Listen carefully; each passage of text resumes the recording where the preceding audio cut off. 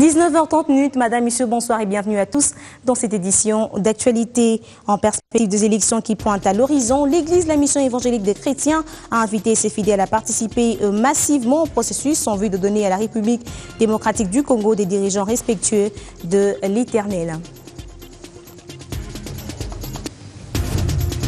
2 ans après la signature de l'accord cadre d'Addis Abeba, le 24 février 2013, le représentant du chef de l'État au Comité national de suivi de ce processus de paix de la conférence internationale de la région des Grands Lacs a procédé aujourd'hui à l'évaluation. Elles étaient des centaines de milliers aujourd'hui au stade Père-Raphaël de la Kétule, des Congolaises de toutes les couches sociales pour célébrer la journée internationale de la femme qui tombe demain 8 mars. L'appel de la ministre des tutelles a été suivi.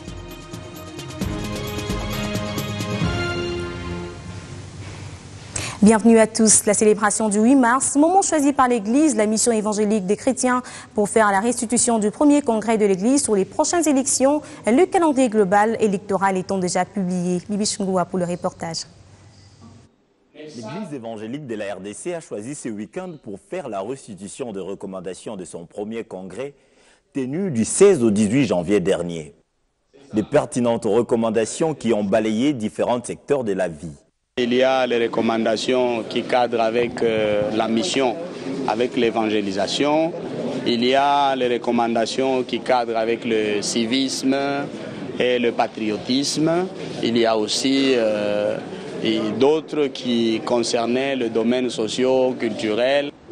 À la question des élections qui volent l'actualité politique actuellement, l'Église évangélique de la RDC dit encourager et soutenir les candidatures chrétiennes. Nous encourageons les chrétiens à pouvoir postuler massivement. Et ils auront le soutien de l'Église parce que nous estimons que c'est dans l'Église où on peut trouver des gens réellement nés de nouveau qui peuvent, de toutes les façons, essayer de donner le meilleur d'eux-mêmes pour pouvoir changer de système.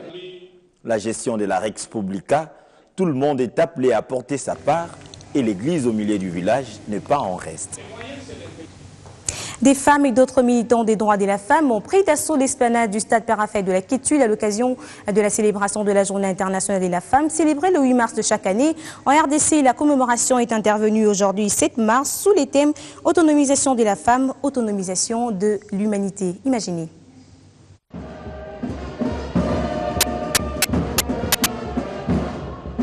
« 11h30, esplanade du stade Père-Raphaël de la Kétule en décor tout à fait féminin. C'est par la prière des différentes représentations des confessions religieuses que le go de cette célébration de la Journée internationale de la femme 2015 sera donné. Du haut de la tribune, plusieurs autorités tant nationales qu'internationales vont placer leurs mots. D'abord celui du représentant spécial des Nations Unies. Moustapha Soumaré a dans son allocution relevé les efforts entrepris pour l'amélioration des conditions féminines, notamment par la mise en place, dans les jours à venir, d'un immense projet de développement visant à remplacer les OMD.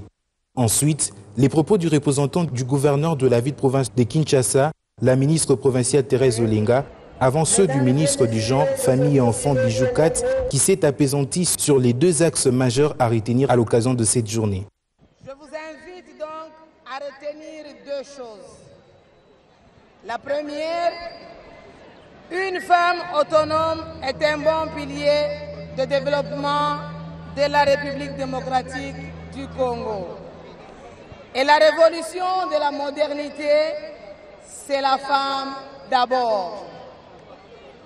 La deuxième, 52% des femmes contre 48% des hommes valent une majorité électorale écrasante. La femme d'abord. Une célébration ponctuée de coups de sifflet, de chants et de danse.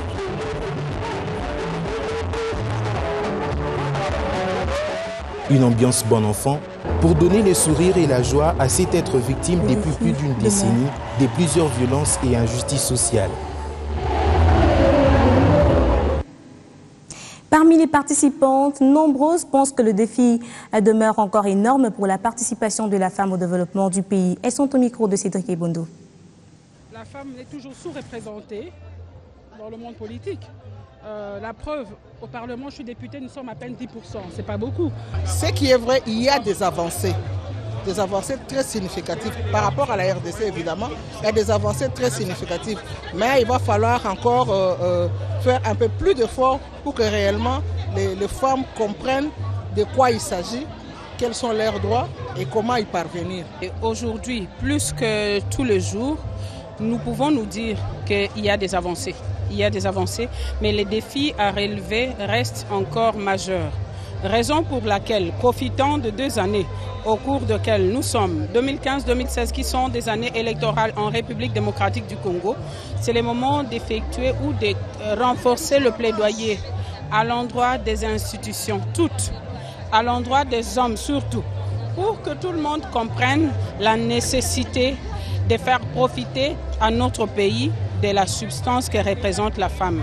Et aujourd'hui, nous devons nous dire que la représentativité de la femme au sein des instances de prise de décision est encore très faible. Nous avons certes effectué des pas, mais le chemin à parcourir reste encore long.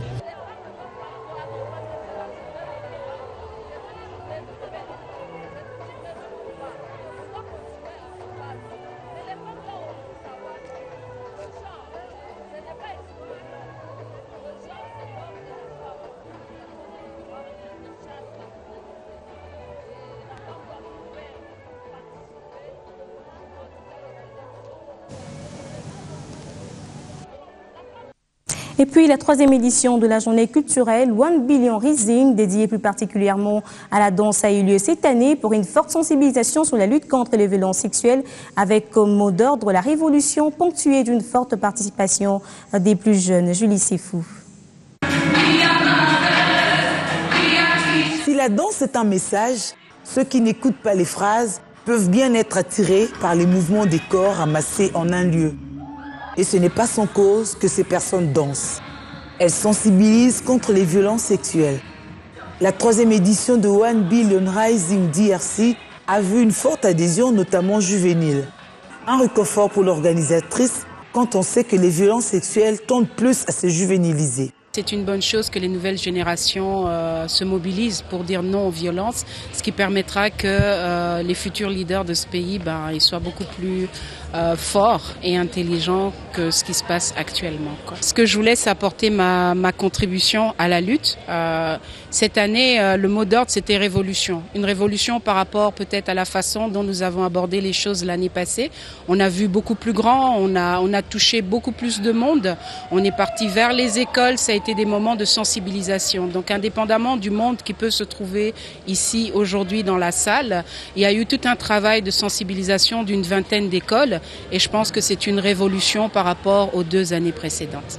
Le mot d'ordre révolution aura interpellé les hommes aussi, car le combat est un et ensemble il y a plus de force.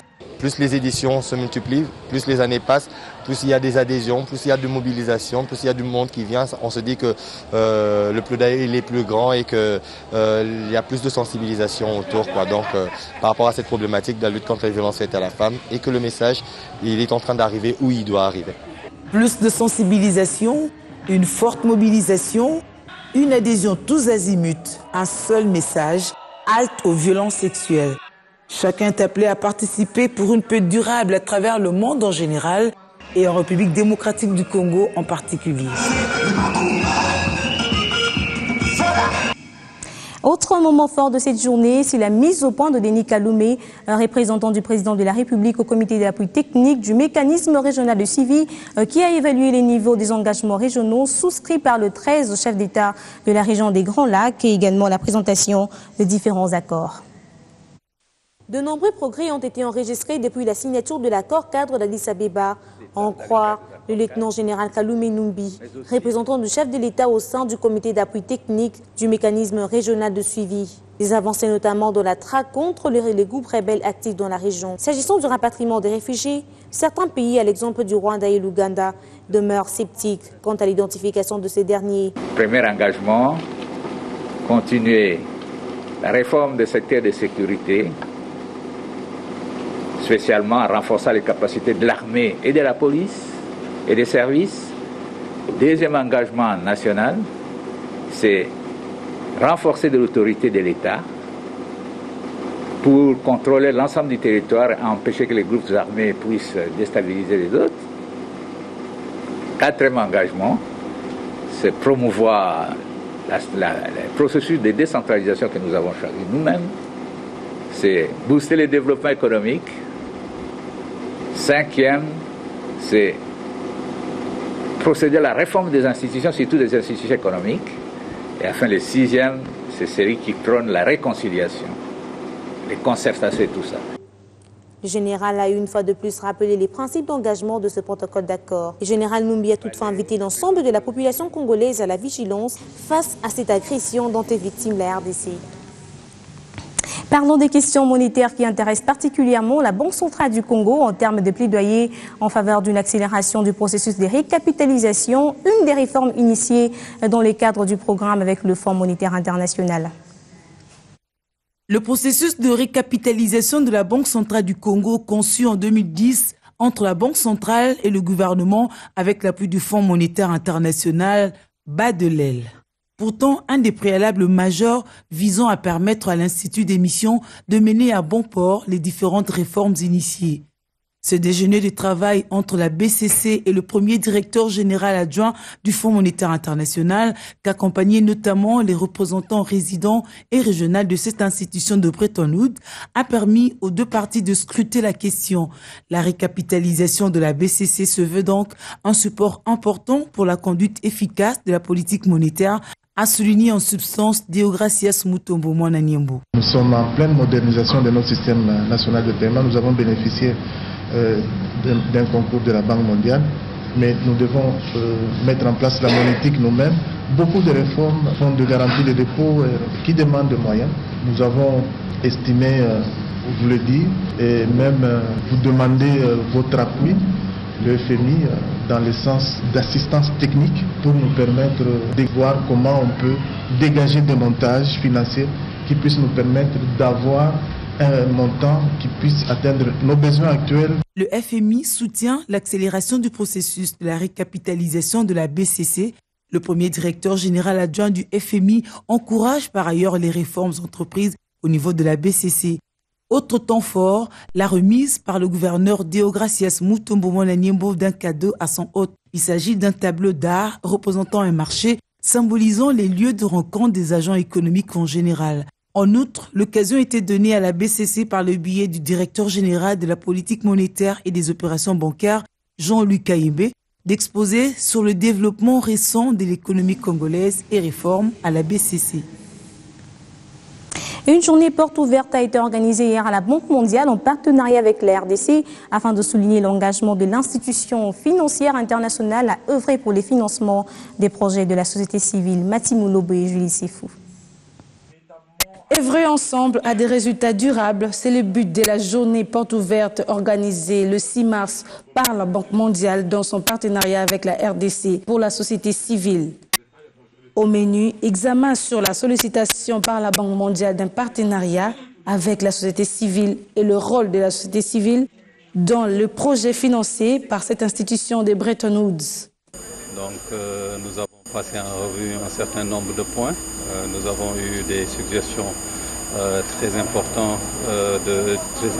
de la société civile sur le mode d'engagement entre la Banque mondiale et la société civile. C'est un programme qui dépasse la RDC au niveau de l'institution, au niveau de la Banque mondiale, où il est question de voir comment engager la société civile de manière beaucoup plus complète dans les programmes de développement. Une séance de visite des stands et échanges a accompagné cette rencontre dans le but de faire comprendre à la société civile la politique de la Banque mondiale dans le financement des projets. La Banque mondiale est présente dans plusieurs secteurs. Dans tous ces secteurs-là, la Banque mondiale sollicite l'implication de la société civile. Donc vraiment, c'était aujourd'hui l'occasion d'écouter la société civile, mais aussi pour la société civile d'entendre ce que la Banque mondiale fait déjà dans le cadre de ses projets. À l'issue de cette session, le groupe de la Banque mondiale a adopté un engagement de partenariat avec la société civile pour le financement de ces projets. En sport, les Irlandais de moins de 23 ans du Burundi reçoivent demain au stade Père-Louis Rwagasore à Bujumbura les Léopards de la RDC en match retour du football des éliminatoires des Jeux africains Brazzaville 2015. Il faudra 2 buts d'écart aux Congolais pour pouvoir arracher la qualification, puisqu'à l'aller, il y a 2 semaines, la RDC avait perdu 1-0 à Kinshasa. C'est par cette note des sports que nous bouclons cette édition d'actualité. Merci de prêter une attention particulière.